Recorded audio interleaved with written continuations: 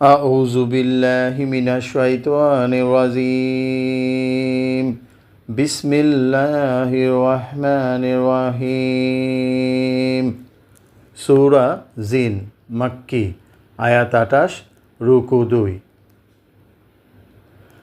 কুল উহিয়া ইলাইয়া আন্নাহু ইসতামা'a নাফারুম মিনাল জিন্নি ফাকালু ইন্না সামিনা কুরআনান আজাবা يهدي إلى الرشد فآمنا به ولا نشرك بربنا أحدا وأنه تعالى جد ربنا ما اتخذ صاحبة ولا ولدا وأنه كان يأكل سفيهنا على الله ستاتا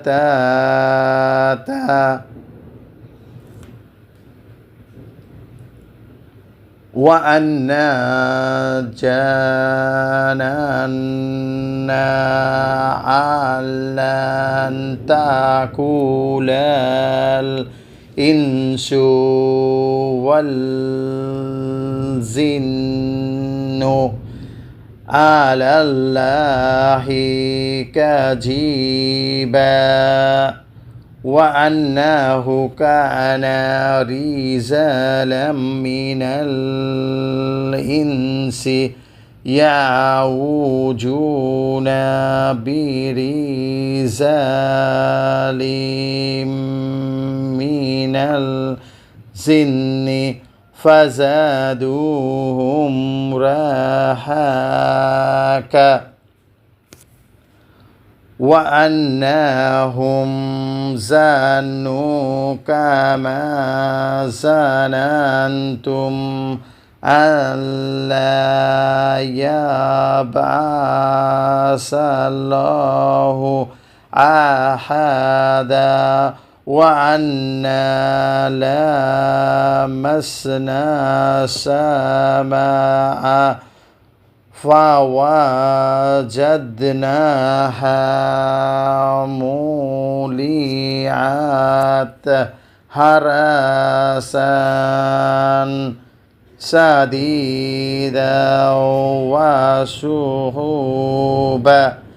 وأنا كنا نقعد منها مقاعد للسمع فما يستمع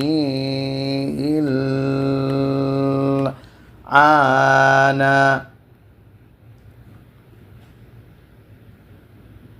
يزد له سحابا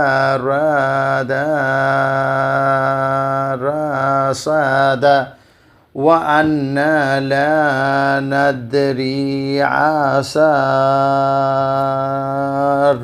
أريد بمن في الأرض أم أراد بهم ربهم رشدا وأنا منا صالحون ومنا دون ذلك كنا طرائق قدادا وأنا ظننا أن لن نعجز الله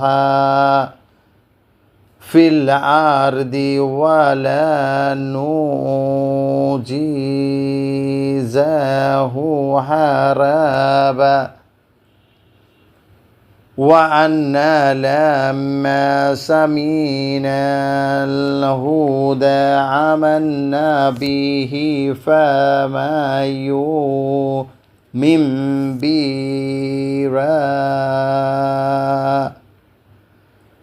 به فلا يخاف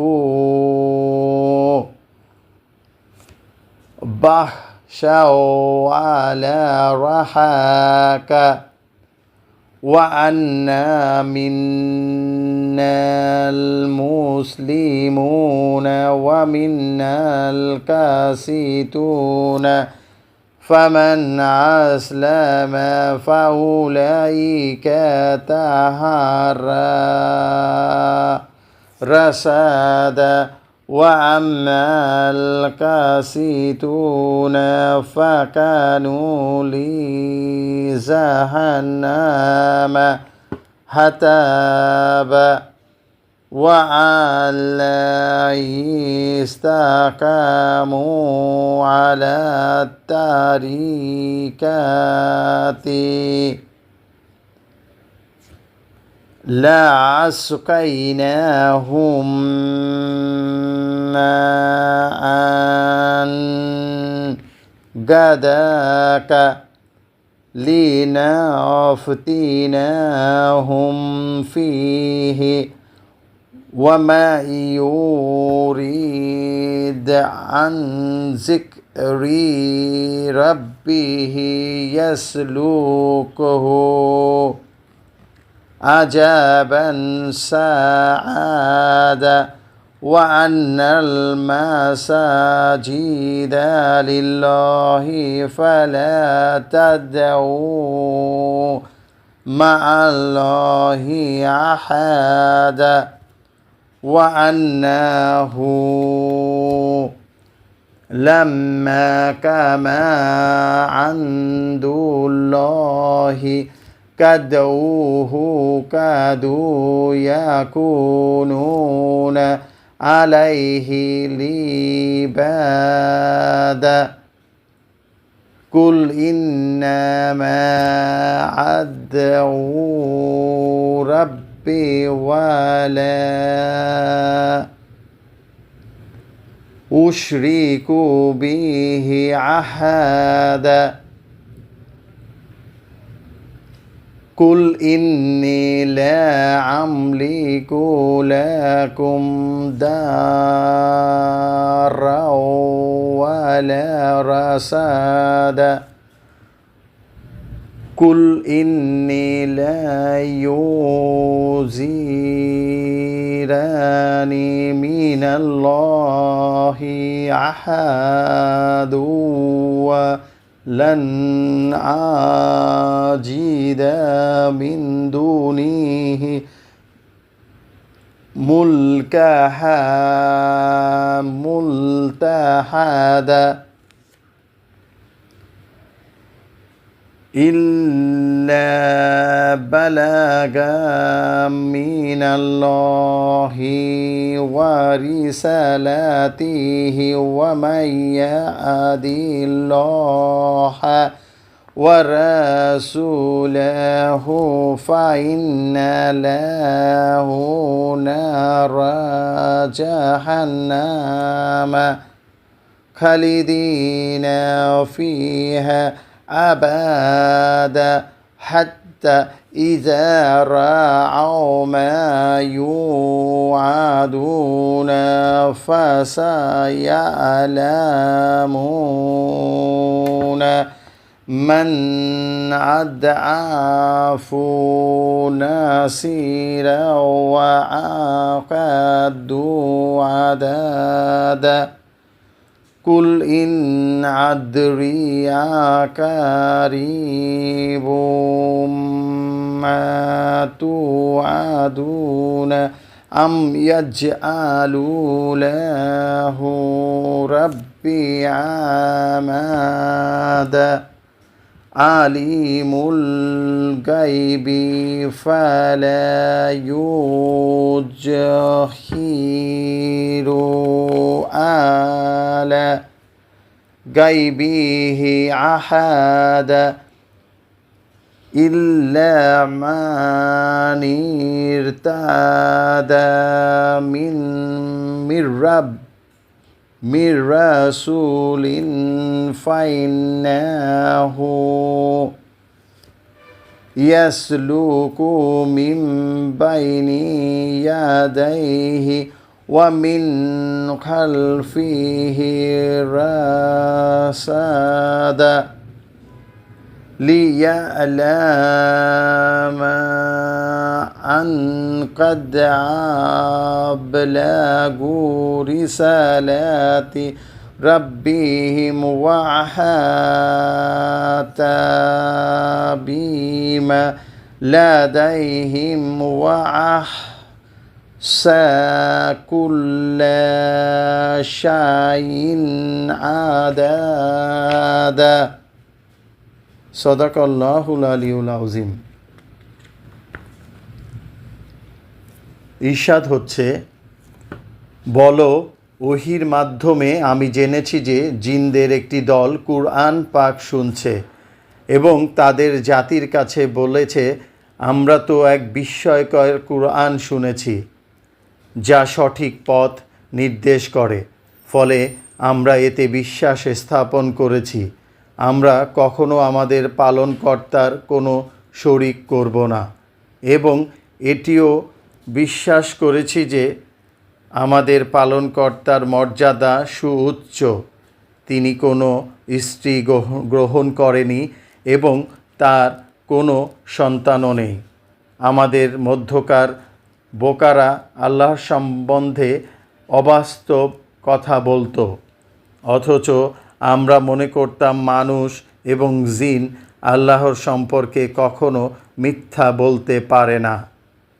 ওহীর মাধ্যমে আমি আরও অবগত হয়েছি যে কোনো মানুষ কিছু জিনের গরিমা বাড়িয়ে দিত। জিনেরা বলেছিল, তোমাদের মতো মানুষও মনে করে যে মৃত্যুর পর আল্লাহ কাউকে পুনরুত্থিত করবেন না, এবং তারা পরস্পর বলাবলি করেছিল যে আমরা আকাশের তথ্য সংগ্রহ করতে চেয়েছিলাম, কিন্তু আমরা দেখলাম কঠোর প্রহরী ও উল্কাপিণ্ড দ্বারা আকাশ পরিপূর্ণ। পূর্বে আমরা আকাশে বিভিন্ন ঘাঁটিতে সংবাদ শোনার জন্য বসে থাকতাম, কিন্তু এখন কেউ সংবাদ শুনতে চাইলে সে তার উপর নিক্ষেপের জন্য প্রস্তুত জ্বলন্ত উল্কাপিণ্ডের সম্মুখীন হয়। আমরা জানি না জগতের পালনকর্তা দুনিয়াবাসীর অমঙ্গল চান না কল্যাণ কামনা করেন, এবং আমাদের কতক সৎকর্মশীল এবং কতক এর বিপরীত। আমরা ছিলাম বিভিন্ন পথের অনুসারী। এখন আমরা বুঝেছি যে পৃথিবীতে আল্লাহকে পরাভূত করা যাবে না এবং পলায়ন করেও তার ক্ষমতাকে ব্যর্থ করতে পারবে না। আমরা যখন কুরআনের বাণী শুনছিলাম তখন তাতে বিশ্বাস স্থাপন করলাম। যে ব্যক্তি তার পালনকর্তার প্রতি বিশ্বাস করে তার পুরস্কার লাঘবের বা শাস্তি বৃদ্ধির কোনো ভয় থাকবে না। আমাদের কিছু আত্মসমর্পণকারী এবং কিছু ফাসেক যারা আত্মসমর্পণ করে তারা সুচিন্তিতভাবে সত্য পথ বেছে নেয়, কিন্তু যারা ফাসেক তারা অবশ্যই দোজখেরই ইন্ধন। তারা যদি সত্য পথে প্রতিষ্ঠিত থাকত, আমি প্রচুর বৃষ্টি বর্ষণের মাধ্যমে সমৃদ্ধ করতাম, যা দিয়ে আমি তাদের পরীক্ষা করতাম। যে ব্যক্তি তার পালনকর্তার শরণ থেকে ফিরে যায় তিনি তার দুঃসহ শাস্তির বিধান করবেন। এবং আমার কাছে এ প্রকার ওহীও এসেছে যে সিজদার স্থানসমূহ আল্লাহর জন্য, সুতরাং আল্লাহর সাথে তোমরা কাউকে ডেকো না। ওহির মাধ্যমে আমি এও জেনেছি যে যখন আল্লাহর দল তাকে ডাকার জন্য দণ্ডায়মান হলো, তখন বিপুল সংখ্যক জিন কুরআন শোনার জন্য তার চারিদিক ভিড় জমালো। বলো, আমি আমার পালনকর্তাকেই ডাকি এবং তার সঙ্গে কাউকে শরিক করি না। বলো, আমি তোমাদের ভালো মন্দের মালিক নই? বলো, আল্লাহর শাস্তি থেকে কেউই আমাকে রক্ষা করতে পারবে না এবং আল্লাহর বিরুদ্ধে আমি কোনো আশ্রয়ও পাব না। শুধু আল্লাহর বাণী পৌঁছে দেয়া এবং আদেশ প্রচারই আমাকে রক্ষা করবে। যারা আল্লাহ ও রাসূলকে অমান্য করে তাদের জন্য রয়েছে দোজখের আগুন, সেখানে তারা চিরস্থায়ী হবে। যখন তারা প্রতিশ্রুত শাস্তি দেখবে তখন তারা বুঝতে পারবে কোন পক্ষের সমর্থনকারী দুর্বলতার এবং সংখ্যায় স্বল্প। বলো, আমি জানি না তোমাদের যে বিষয়ে ওয়াদা দেয়া হয়েছে তা কি আসন্ন? না, আমার পালনকর্তা এর জন্য কোনো দীর্ঘ মেয়াদ স্থির করবেন। তিনি অদৃশ্যে পরিজ্ঞাতা, তিনি অদৃশ্যের জ্ঞান কারো কাছে প্রকাশ করেন না তার মনোনীত রাসূল ছাড়া।